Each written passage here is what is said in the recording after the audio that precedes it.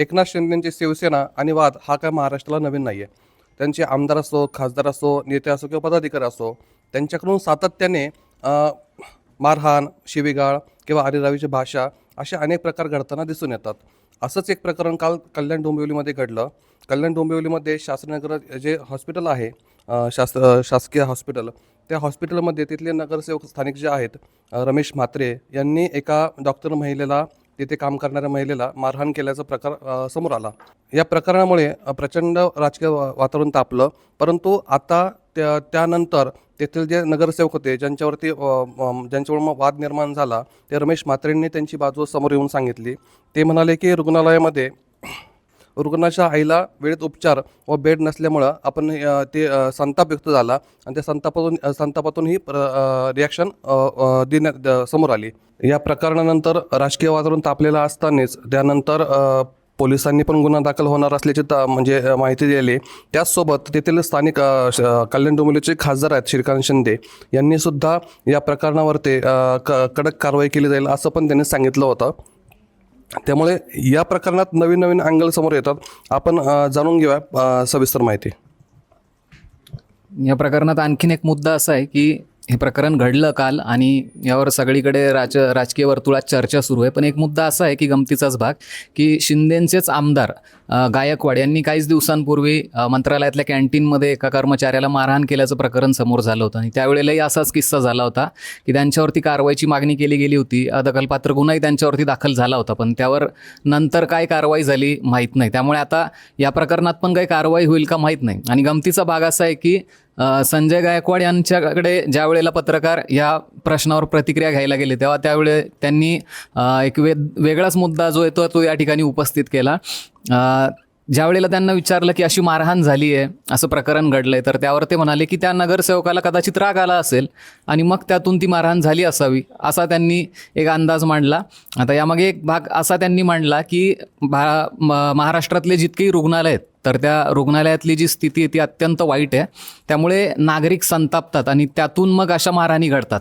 तर असं उत्तर त्यांच्याकडून देण्यात आलं आहे. एक लोकप्रतिनिधी म्हणून त्या नगरसेवकावर काय कारवाई केली जाईल, त्यावर काय ॲक्शन घेतली जाईल यावर न बोलता लोकप्रतिनिधीच असा मुद्दा आपल्याला मांडताना दिसतात. त्यामुळे आता सरकार एकंदरीतच लोकप्रतिनिधी या अशा मारहाणीवर किती म्हणजे संवेदनशील आहे हे यातून दिसून येतं आहे.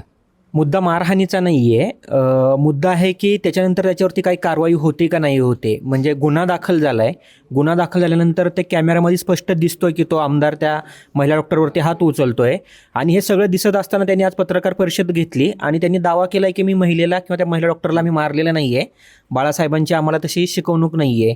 तो कॅमेरा अँगलमध्ये तसं ते वाटतंय. त्यांनी त्या महिला म्हणजे ज्या रुग्णाला, ज्या गर्भवती महिलेला तिथं दाखल केलं होतं, तिच्या आईला तिथं आणलं. तिने सांगितलं की आम्हाला चांगली वागणूक मिळाली नाही. त्यामुळे पण या सगळ्यामध्ये हाच मुद्दा आहे की लोकप्रतिनिधींना जर त्यांच्यावर कारवाईच होणार नसेल तर हे बाकीचे सगळे मुद्दे म्हणजे गौण ठरतात. की आज सगळं म्हणजे सोशल मीडियामध्ये हे व्हायरल झालं, सगळ्या वृत्तवाहिन्यांनी हे लावून धरलं. त्यानंतर खासदार श्रीकांत शिंदेंनी सांगितलं की याच्यामध्ये राजकीय हस्तक्षेप होणार नाही, त्यांच्यावरती कारवाई होणार, आम्ही काही मध्ये पडणार नाही.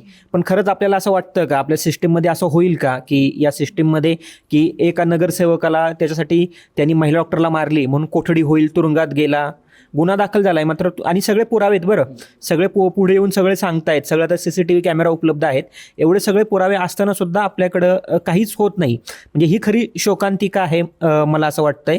त्यातनं जो नगरसेवक आहे तो दावा करतोय की मी मारलेलंच नाही. CCTV फुटेज उपलब्ध असताना असा दावा करणं म्हणजे हे माफी मागून कदाचित हे प्रकरण हे करता आलं असतं, पण तो असा दावा करणं म्हणजे राजकारणी किती स्ट्रॉंग चामडीचे आपण जे म्हणतो ना ते किती आहे हे आपल्याला यातून दिसतं. यातनं राजकीय आणि यातनं जी भूमिका घेतली आहे कल्याण डोंबिवलीपुरती, कारण कल्याण डोंबिवली हा खूप शिवसेनेसाठी खूप सेन्सिटिव्ह मुद्दा झाला आहे. भाजप ज्या प्रकारे वाटतंय, म्हणजे मी आता या मारहाणीकडनं परत राजकारणाकडे वळतो की त्यांच्यावरती, रमेश म्हात्रेंवरती का कारवाई होणार नाही कदाचित, कारण की शिवसेनेला तिथं वाढायचं आहे आणि तिथं त्यांचा प्रमुख विरोधक भाजप आहे. ते सत्तेमध्ये एकत्र असले तरी महापालिकेच्या वेळेस आपण बघितलं की त्यांच्यामध्ये कसा गोंधळ झाला होता आणि कसे एकमेकांचे उमेदवार पार पळवण्यापासून ते पाडण्यापर्यंत सगळं झालं होतं. त्याच्यामुळं एक माणूस महत्त्वाचा असताना ना शिंदे त्यांच्यावरती काही कारवाई करतील, पण पोलिसांचं सोडून द्या की शिंदेंना खरंच जर संदेश द्यायचा असेल की आम्ही अशा गोष्टींना पाठीशी घालत नाही तर निलंबित करा. पक्षाकडनं नोटीस काढा, पण अगदी तसं काहीच होणार नाही, कारण की हे सगळं शेवटी राजकारणापाशी येऊन थांबतं. मला वाटतं सामान्य माणसाला न्याय मिळणं हे दिवसेंदिवस कठीण होत जातं आहे. आणि तिथं जर अशा प्रकारे म्हणजे डॉक्टरांना, कारण की आपल्याकडे मुळात डॉक्टरांची संख्या कमी आहे, त्याच्यामध्ये हे सरकारी रुग्णालयामध्ये त्याच्यावरून कमी आणि काम करण्याची मानसिकता आपल्याला सगळ्यांना माहिती आहे. त्याच्यामध्ये जर अशी जर मारहाण डॉक्टरांना होत असेल, कर्मचाऱ्यांना होत असेल, तर त्यांची कामाची मानसिकता काय राहील, हा एक महत्त्वाचा मुद्दा आहे. महिला आणि मात्र्यांचा विषय आला म्हणून सांगतो. आपल्याला बदलापूरची घटना आठवत असेल. बदलापूरला एका चिमुरडीवर लैंगिक अत्याचार झाला होता आणि त्या ठिकाणी जे महिला पत्रकार असतील किंवा जेंट्स असतील, हे सगळे कव्हरेजसाठी गेलेले होते. त्या ठिकाणी वामन म्हात्रे जे शिवसेना एकनाथ शिंदे यांच्या शिवसेनेचे पदाधिकारी होते, त्यांनी सकाळच्या महिला पत्रकाराला असंच वर्तणूक केली होती. मारहाण नव्हती केली, पण त्यांनी असं रिपोर्टिंग करताना त्यांनी असं बोललं होतं की तू असं दाखवते जसं काय तुझ्यावरतीच बलात्कार झाला आहे. म्हणजे ह्या भाषेमध्ये त्यांची जी काही मगरुरी होती किंवा जे म्हणतात ना आपण सत्तेचा एक हे चढलेला माज चढलेला, तर हा माज त्यांचा अक्षरशः ह्या वागणुकीतून ह्याच्यातून दिसून आला होता. एका साईडला एका चिमुरडीवरती अत्याचार झाला आहे आणि दुसरीकडं त्या चिमुरडीचं ते वार्तांकन करण्यासाठी किंवा त्या घटनेचं वार्तांकन करण्यासाठी गेलेल्या का महिला पत्रकाराबाबतीत हे पदाधिकारी अशा पद्धतीने वागतात. दुसरी घटना संजय गायकवाड यांची, जी आत्ताच ऋषीनं सांगितली, ती कॅन्टीनमधली मारहाण. त्याच्यानंतर शिवाजी कोण होता या पुस्तकावरून त्यांनी जी काय शिवीगाळ केली होती आणि त्या प्रकाशकाला जी धमकी वगैरे देऊन ते प्रकरण विनाकारण तापवलं, त्यावरती एकनाथ शिंदे यांच्याकडून किंवा सरकारकडनं आश्वासनं दिली गेली की कारवाई करू, हे करू. मला वाटतं त्या मात्रेवरती काही कारवाई झालेली नाही आहे, गायकवाडांवरती काही कारवाई झाली नाही. उगी काहीतरी मागायची म्हणून दिलगिरी त्यांनी मागितलेली होती. असंच प्रकरण संजय बांगर यांच्या बाबतीत पण घडलेलं होतं. त्यांनी मुख्याध्यापकाच्या कानशिलात मारलेली होती. संजय दिना पाटलांचं आत्ताचं ताजं उदाहरण आहे. कुठेच कोणावरतीही काही कारवाई झालेली नाही आहे. श्रीकांत शिंदे यांनी जरी आत्ता ट्विट करून ते सगळं माहिती दिली असेल, तरी मला नाही वाटत की याच्यामध्ये काही कारवाई होती. आपली सत्ता आहे, आपले नेते सत्तेत बसलेले आहेत, ते सगळं मॅनेज करतात. ही सगळी मगरुरी या नेत्यामध्ये आलेली आहे आणि याच्यामुळं हे सगळा ताप जो आहे तो सर्वसामान्यांना किंवा जे काही सेवेकरी आहेत, डॉक्टर आहेत, बाकी आहेत, या सगळ्यांना मला वाटतं तो सहन करावा लागतोय. रमेश म्हात्रे जे आहेत ते काय म्हणजे नवनिर्वाचित नगरसेवक असं नाही आहेत. 4 वेळा कल्याण डोंबिवलीमध्ये निवडून आलेले आहेत. प्रशासनामध्ये काम करण्याचा अनुभव आहे. स्थायी समितीचे ते अध्यक्ष होते. म्हणजे एवढा अनुभव असणारा नगरसेवक जर या प्रकारे वागत असेल, तर आत्ता जे नवीन निवडून आलेत, 1-2 टर्म नगरसेवक झाले, त्यांनी यांच्याकडनं काय आदर्श घ्यावा, हा प्रश्न आहे खरा. मुळात माझं मत असं आहे की वचक हा तेव्हाच राहतो जेव्हा त्या पक्षाचा प्रमुख किंवा सरकारचा प्रमुख एखादी कठोर कारवाई करतो. जेव्हा संजय गायकवाड यांनी कॅन्टीन चालकाला मारहाण केली होती, तेव्हा देवेंद्र फडणवीस यांचं एक वाक्य होतं, फोर्स किती अप्लाय केला आहे हे तपासावं लागेल. म्हणजे फडणवीस यांच्याकडूनच एक प्रकारे त्यांना कुठंतरी अभय देण्यात आलं की फोर्स किती अप्लाय केला आहे. मग तो cognisable offence, non cognisable offence, त्यात ते सगळं कायदेशीर पेचा तो मुद्दा अडकला आणि त्यातून मग संजय गायकवाड सही सलामत बाहेर पडले. परंतु आपण सगळ्यांनी सांगितलं की बाबा कारवाई व्हायला पाहिजे, कारवाई झाली पाहिजे, हेच खरंच आहे, कारवाई व्हायलाच पाहिजे. परंतु शिवसेनेची आजपर्यंतची आपण स्टाईल जर पाहिली तर ती शिवसेनेची स्टाईल ही साधारणतः त्यांची मारहाण, शिवेगाळ हा प्रकार शिवसेनेत कॉमन मानला जातो. काय फार तसं काही नवीन नाही आहे त्यांनी मारहाण केलं किंवा शिवेगाळ केली. परंतु यामध्ये शिंदेने सुद्धा यापूर्वी आनंद दिघेंचं उदाहरण ते नेहमी देत असतात की बाबा ते कुठे अन्याय होत असेल तर ते म्हणजे हात उचलायला म्हणा किंवा मारहाणीला सुद्धा ते कधी मागं पाहत नव्हते. परंतु आत्ता हा सगळे शिवसेनेचे जे आमदार आहेत किंवा खासदार आहेत किंवा नेते आहेत, पदाधिकारी आहेत, ते सुद्धा कुठेतरी आपल्याला त्याच स्टाईलने पुढे जाताना दिसत आहेत. परंतु आनंद दिघेंनी कधी पण या गोष्टींचं समर्थन पण केलेलं नाही आहे. त्यांनी मारहाण जरी समजा एखाद्याकडून झालेले असेल किंवा ती घटनेतली त्यांनी सत्यता तपासली असेल किंवा त्या पाठीमागच्या त्यांनी पार्श्वभूमी पण एकदा पाहिली असेल आणि त्यानंतर त्यांनी कारवाई पण काही गोष्टी केलेल्या आहेत. नाही करू शकत म्हणजे आनंद दिघेंचं समर्थन त्या अर्थाने, आनंद दिघेंचं समर्थन आपण आता त्या अर्थाने नाही करू शकत, कारण की आता सगळ्याच गोष्टी बदललेल्या आहेत. तेव्हा मारहाण केली होती, तेव्हा शिवसेना या स्टाईलनी करायची, हे आपण बोलणं हे आत्ता आपल्याला सोपं जातं आहे. परंतु आत्ता तुम्ही दोन्ही बाजू बघितल्या पाहिजेत याच्यामध्ये की ज्यांनी मारहाण केली त्यांची बाजू आणि ज्यांना मारहाण झाली त्यांची बाजू. ते स्पष्ट सांगत होते की जी गर्भवती महिला आली होती तिच्या डिलेवरीनंतर त्या बाळाला ICUमध्ये ठेवावं लागणार होतं आणि ICUमध्ये ठेवण्यासाठी त्या रुग्णालयामध्ये बेड नव्हते, जागा नव्हती. त्याच्यामुळे ते म्हणत होते की आपण यांना ॲडमिट नाही करून घेऊ शकत, कारण की ही गुंतागुंतीची प्रक्रिया आहे ही सगळी. त्याची शस्त्रक्रिया करावी लागेल, सिझेरियन होईल, बाकीचं हे सगळ्या गोष्टी चालू होत्या. पण त्या लोकांना वाटतं ते त्या मनस्थितीमध्ये नव्हते. त्याच्यामुळे तिने त्या नगरसेवकांना फोन केला, नगरसेवकांनी आला. मग नगरसेवकाचं काम होतं, बरं ते वरिष्ठ नगरसेवक आहेत, 4 वेळा निवडून आले, 4-5 वेळा निवडून आले, स्थायी समितीचे अध्यक्ष राहिलेले आहेत. अशा माणसांनी त्या डॉक्टरांशी चर्चा करणं की आपण काय करू शकतो, बरं इथनं आत्ता हलवणं शक्य नाही आहे, तुम्ही त्यांना ॲडमिट करून आपण बाकीचं काय करू शकतो का, ह्या सगळ्या हे करण्यापेक्षा सरळ आरेरावीची भाषा करून मारहाण केली. काही नर्स आपल्याला रडताना त्याच्यामध्ये दिसत आहे, म्हणजे ते पाहताना अक्षरशः अंगावरती काटा येतो की हे किती वाईट आहे. म्हणजे हे नेते नाहीत, हे गुंड आहेत, या प्रकारचं चित्र निर्माण होतं आहे. त्यामुळे मी परत ते दीपक सरांच्या त्या मुद्द्याकडे येतो की आपण कशाचं समर्थन करतोय हे एकदा आपण हे केलं पाहिजे. कारण की मारहाण ठराविक लोकच करतील आणि सर्वसामान्य लोकांना तेवढी त्यांची बाजू मजबूत नसतील की ते मारहाण करून त्यांचे हक्क मिळवून घेतील. त्यामुळे लोकशाही पद्धतीनं, प्रशासनाच्या पद्धतीनं, ज्या सुयोग्य पद्धतीने तुम्ही जाऊन तुमच्या गोष्टी करून घेतलं पाहिजे. त्यासाठी हे लोकप्रतिनिधींचं काम आहे की तुम्ही ते त्यांना नीट सांगणं, ते करून घेणं. आणि जर तिथं बेड शिल्लक नसतील तर तिथले जे खासदार आहेत, आमदार आहेत, हे त्यांचं अपयश आहे की तिथं तेवढ्या आपण जागा उपलब्ध करून दिलेल्या नाही आहेत. महापालिकेचं रुग्णालय, मग ते सत्ता कुणाची आहे, तेच मारहाण करतायत.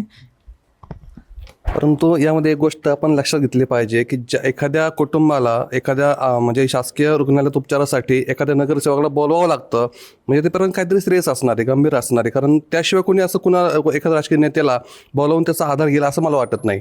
रोशन डायरेक्ट मारहाण केली पाहिजे. हां, मारहाणीचं आपण समर्थन करत नाहीये, परंतु कुठेतरी त्या कुटुंबाला पण वाटत असेल तर पेशंट वाचावं, त्याचं रुग्ण वाचावं. आणि डॉक्टरांकडून सुद्धा कधी आपण अनेक उदाहरणं पाहिलेले असतात की काही वेळेस म्हणजे अत्यंत महत्त्वाची कठीण परिस्थिती असताना सुद्धा रुग्णालयाकडून तितकासा प्रतिसाद दिला जात नाही. काही वेळेस वेळेवरती उपचार पण केले जात नाही आणि त्यामुळे अत्यंत काही कुटुंबातले काही रुग्ण दाखवलेत, नातेवाईक म्हणजे रुग्ण दाखवलेले पण आपल्याला दिसून येतात. त्यामुळं आपण कारवाईचं म्हणजे मारहाणीचं समर्थन करतोय का, तर अजिबात नाही. परंतु कुठेतरी शासकीय सेवा म्हणजे उपचार जे आहेत ते वेळेत मिळणं सुद्धा तितकंच गरजेचं मला वाटतं. तर हा मुद्दा कालपासून चर्चेतच आहे. यात काही नवीन अपडेट आल्या तर त्या आपण घेऊच. पण अजून एक मुद्दा चर्चेत आहे, तो म्हणजे शरद पवारांचा. शरद पवारांची राष्ट्रवादी सत्तेत सहभागी होणार अशी चर्चा कालपासून सुरू होती. त्यावर आता बऱ्याच जणांनी जरी स्टेटमेंट दिलं असलं तरी हे नक्की सगळं प्रकरण काय होतं त्याची आपण आता माहिती घेणार आहेत. ऋषी सर आपल्याला त्याबद्दल सांगतील. काल सकाळपासून ही बातमी चर्चेत आली, जेव्हा विनोद तावडे आणि जयंत पाटील यांची एक कथित बैठक झाल्याची ती बातमी बाहेर आली. त्यानंतर या विलिनीकरणाच्या मुद्द्यांना वेग आला. पण असं काही विलिनीकरण होईल असं सध्या तरी दिसत नाहीये. देवेंद्र फडणवीस यांनी पण त्याबाबत क्लेरिफिकेशन काल संध्याकाळी दिलेलं आहे. NDA मध्ये कुठलाही नवीन पक्ष येणार नाहीये किंवा कुठलाही नवीन पक्ष सत्तेत सहभागी होणार नाहीये असं त्यांनी स्पष्ट केलेलं आहे. पण पडद्यामागून अजूनही NCPच्या विलिनीकरणाच्या चर्चा सुरू आहेत हे मात्र नक्की आहे. रोशन सर त्याबाबत आपल्याला अधिक सांगतील. आमदार खासदार फोडण्याच्या बातम्या आपण ऐकलेल्या असतील की शिवसेनेनंतर आता शरद पवारांच्या पक्षाची मग नंबर आहे, ऑपरेशन तुतारी चालू आहे. त्याच्यामुळे ह्या सगळ्या चर्चा चालू आहेत की म्हणजे जे राष्ट्रवादी काँग्रेस, जे सुनेत्रा पवार ज्यांचं नेतृत्व करतात, त्या पक्षातले आमदार बाबा आत्राम यांनी दावा केला होता की 12 जानेवारीपर्यंत शरद पवारांच्या पक्षातले 4 ते 5 खासदार आमच्याकडे येतील आणि त्यांनी तारीख पण सांगितली होती 12 डिसेंबर म्हणून. त्या पार्श्वभूमीवरती ह्या सगळं चर्चा चालू झाल्यात आणि त्यातनं जयंत पाटील आणि विनोद तावडेंची तथाकथित भेटीच्या चर्चेमुळं या चर्चांना जास्त हवा मिळाली की शरद पवारांचा पक्ष NDA मध्ये जाणार आहे. तर राजकारणामध्ये जसं जे स्पष्ट सांगतात त्याच्यावरती कितपत विश्वास ठेवायचा हा आपला प्रश्न आहे. पक्षाकडनं ते शरद पवारांच्या पक्षाकडनं, त्यांच्या नेत्यांकडनं हे सांगण्यात आलं की अशी कुठल्याही प्रकारची चर्चा नाही आहे, आम्ही जात नाही आहोत. तर ते आपण आत्ता म्हणजे जे आपल्यासमोर पिक्चर दिसतंय त्याच्यामध्ये आपण हे खरं मानूया की हे तसं नसेल. मग तसं नसेल तर मग ह्या चर्चा कुठल्याही कशा संदर्भात झाली असेल, तर माझ्या मते पावसाळी अधिवेशनामध्ये कदाचित जे मागं बिल पडलं महिला आरक्षणाचं आणि डिलिमिशनचं, ते पुन्हा आणायच्या हालचाली चालू आहेत. आणि मला नाही वाटत की ज्या प्रकारे ठाकरेंची शिवसेना फोडली तसं फोडण्याचं धाडस तर नाही म्हणता येणार, परंतु शरद पवारांनी मोदींना सुरुवातीच्या काळामध्ये मदत केलेली आहे, त्यामुळे ते पवारांचा पक्ष अशा प्रकारे आत्ता ह्या लेवलला जाऊन फोडणार नाही आहेत. त्याच्यामुळं जर मतदान झालं तर शरद पवारांची मदत मिळाली आपल्याला, त्यांचे खासदार अनुपस्थित राहिले, बाजूनी मतदान केलं, तर ह्या प्रकारे त्या हालचाली असतील, त्या संदर्भामध्ये ती बैठक झाली असेल अशा आपण चर्चा आहेत असं आपण आत्ता म्हणू शकतो. त्यानंतर दुसरा मुद्दा राष्ट्रवादीच्या विलिनीकरणाचा. राष्ट्रवादीचं विलिनीकरण झालं पाहिजे दोन्ही पक्षांचं, कारण की ज्या प्रकारे महाराष्ट्राच्या राजकारणामध्ये भाजप स्ट्रॉंगली उभा राहतोय त्याच्या ह्याच्यामध्ये राष्ट्रवादी पण आपण स्ट्रॉंगली पुढे जावं म्हणून तिथल्या नेत्यांनी इच्छा व्यक्त करतायत की दोन्ही एकत्र आले पाहिजेत. पण जोपर्यंत दोन्ही पक्षाचे प्रमुख याच्याविषयी चर्चा करत नाहीत, त्यांच्याविषयी याच्यामध्ये काही सकारात्मक कारण की एकत्र यायचं म्हटलं तरी काय देणार काय घेणार ह्या गोष्टी असतात, त्याशिवाय ह्या चर्चा पुढे सरकत नाही. त्यामुळे मला वाटतं की आत्ता तरी लगेच आत्ता आपण हे की दोन्ही राष्ट्रवादी एकत्र येतात असं म्हणणं घाईचं ठरेल. तर एकंदरीतच राज्यातल्या सगळ्या राजकीय घडामोडीवर आपण अनुभवी पत्रकारांची जी ती मतं जाणून घेतलेली आहेत.